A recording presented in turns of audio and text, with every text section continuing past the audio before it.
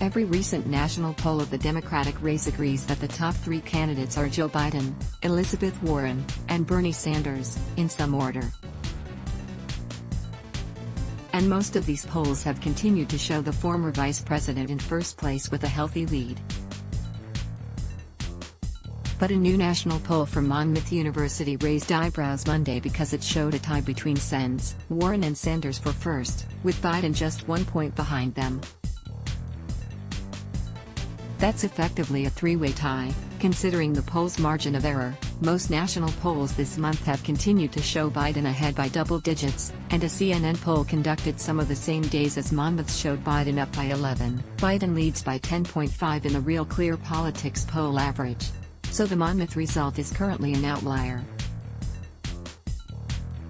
Still, it's been over 4 months since any national poll tracked by RCP showed anyone other than Biden in first place, so this result is certainly worth noting, and it's not just this one poll showing a close contest. A recent survey from The Economist and YouGov showed a tight three-way race at the top, Biden with 22%, Sanders with 19%, and Warren with 18%. It's too early to declare that Biden is collapsing or in serious trouble.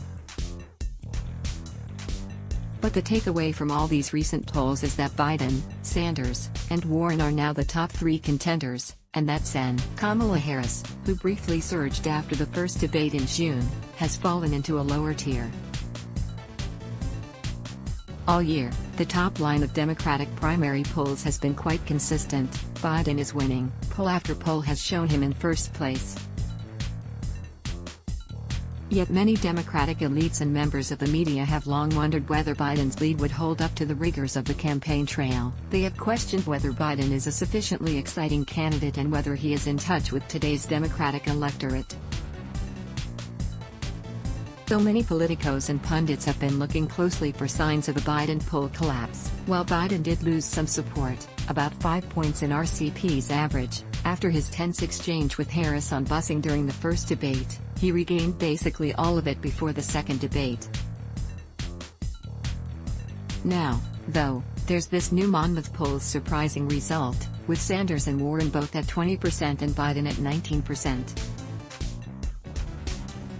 Biden pollster Joe Anzalone tried to dismiss the Monmouth poll, and called attention to its relatively small sample. It's based on responses from 298 Democratic or Democratic-leaning registered voters. That is indeed on the smaller side compared to recent Democratic sample sizes from CNN, 402, Fox News, 483, and Quinnipiac, 807. In fact, if you scroll through 538's tally of sample sizes, Monmouth's is the smallest of any recent polls. Still, a bigger sample size does not necessarily make for a more credible poll. The sampling and weighting processes are also quite important. And Monmouth is also a well-regarded polling organization with an A+ rating from 538. We shouldn't jump to conclusions from the Monmouth result, but we shouldn't entirely dismiss it either.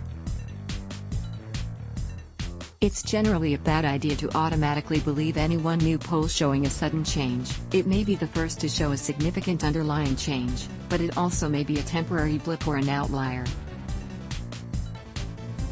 So the best practice is to keep it in mind as one interesting new data point and to wait to see if other new polls back up its findings. But though recent polls don't all agree on the order of the top three candidates or the distance between them, they do all agree on the top three's identities: Biden, Sanders, and Warren.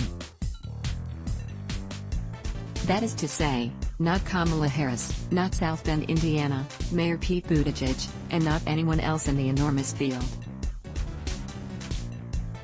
For a few weeks after the first debate in June, it had seemed that there was a top tier of 4 candidates, with Harris joining the other 3. From that debate alone, she doubled her support from about 7.5% beforehand to about 15% afterward, for RCP's average.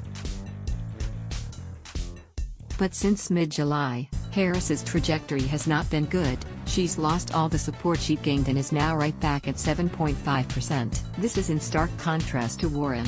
At the beginning of the year, Warren polled in a distant 4th or even 5th place. But since May, She's had a steady rise that has put her in a near tie with long-standing second-place candidate Bernie Sanders. As for Sanders himself, Warren's rise spurred a round of punditry asserting that Sanders was done for.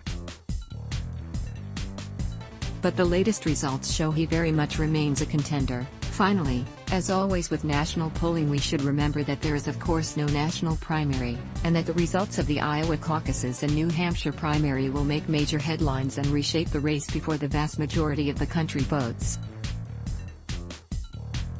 There hasn't been much polling of either state lately, but in general Biden had led both, though his leads there have been smaller than his national leads. Let's block ads. Why?